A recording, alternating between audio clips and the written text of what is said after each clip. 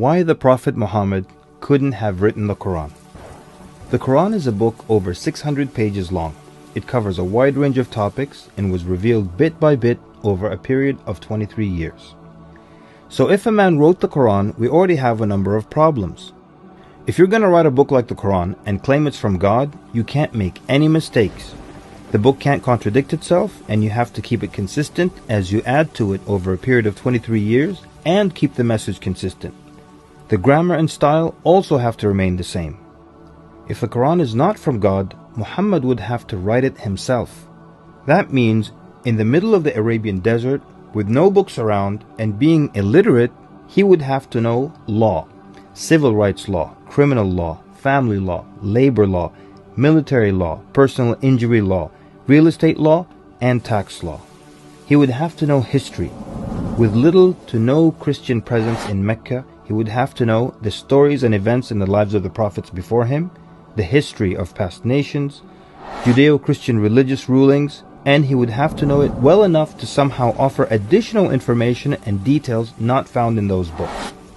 He would have to know how to develop a nation, how to start a government, know about worship and purification, invent dietary laws, know psychology, about raising children, arbitration, distribution of wealth, finance, and business.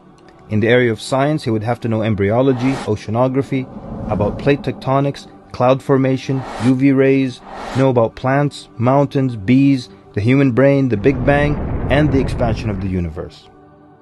And in order to make the book complete, he would have to have knowledge of the future so he can write things that will happen in the years to come. He would have to be a time traveler in order to insert his name and mention in the Bible. If he's claiming that the book he wrote is from God, it must not have a single solution that doesn't work. He must also keep his emotions and personal life out of the book. The book should not reflect happy times nor sad times in his life. The writing should not become cheerful and optimistic, nor sad and gloomy as if a human wrote it.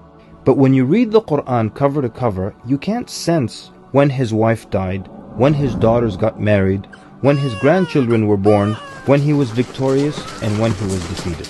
To anyone who examines the Quran, it becomes perfectly clear that there is no way a man in the desert 1400 years ago could have written such a book. But what if it were a committee of brilliant minds, a secret society that is in charge of correcting, updating, and rewriting the Quran over the years? Their job would be to make sure that the book appears to be accurate, has no mistakes or contradictions, and to keep updating it to agree with science and the changing world.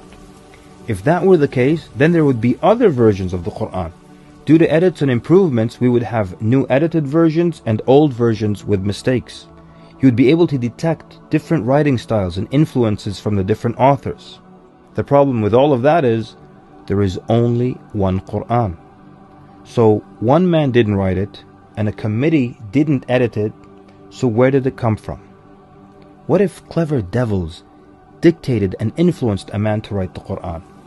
The question then would be, what kind of devil calls to good behavior, worshipping God, honoring Jesus, giving to the poor, and warns of the devil? Any way you analyze the Quran, you come to a clear conclusion. It could not have been written by a committee, a devil, nor the Prophet Muhammad. Since it's impossible for Muhammad to have written it, then that means he was truthful in that it is from God. If it is from God, that means he was a genuine prophet. And if he's a genuine prophet, then his message should be heeded and obeyed.